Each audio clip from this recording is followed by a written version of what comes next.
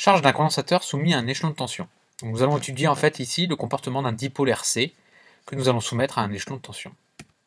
D'abord, présentons le condensateur. Le condensateur, c'est deux armatures dont les charges sont opposées. Donc la première armature porte la charge plus Q, la deuxième porte la charge moins Q. Ce condensateur est caractérisé par sa capacité C, exprimée en farad. Donc c'est la capacité à accumuler des charges sur ces armatures. Si une intensité du courant arrive sur le condensateur, à ce moment-là, les plaques, les armatures vont se charger, et donc une tension va apparaître entre les deux plaques du condensateur. Voici une première relation importante pour le condensateur, c'est la relation charge-tension.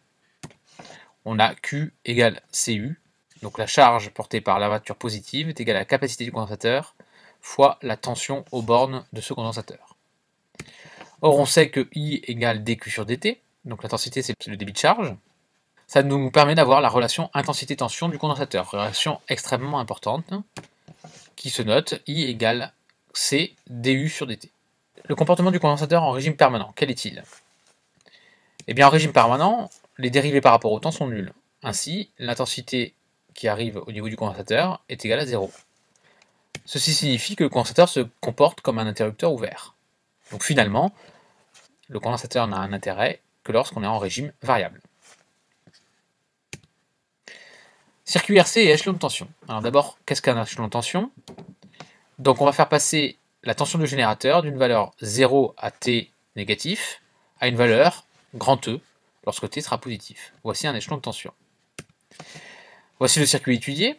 On va donc avoir un générateur qui va délivrer à des instants T positifs la tension E. Et donc on va étudier le comportement du dipôle RC.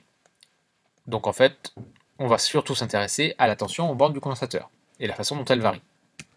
Si on écrit la loi d'Émaille, on écrit grand E va être égal à RI de T plus U de T. Donc cette relation devient, en utilisant la relation intensité-tension du condensateur, E égale U de T plus RC du sur dt.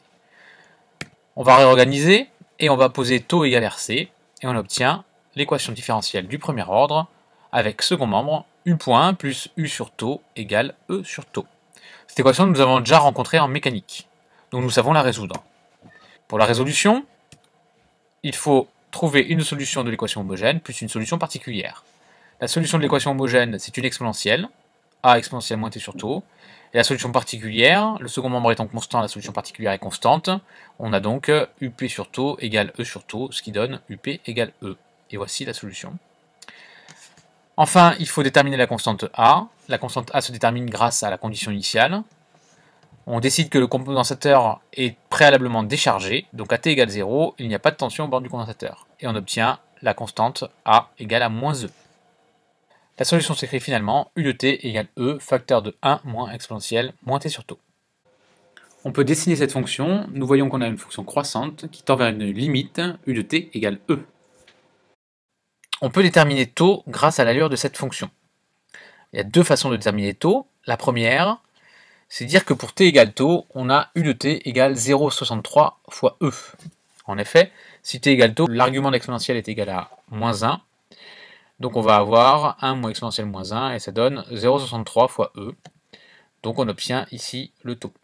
La deuxième façon, c'est d'utiliser la tangente à l'origine à la courbe rouge.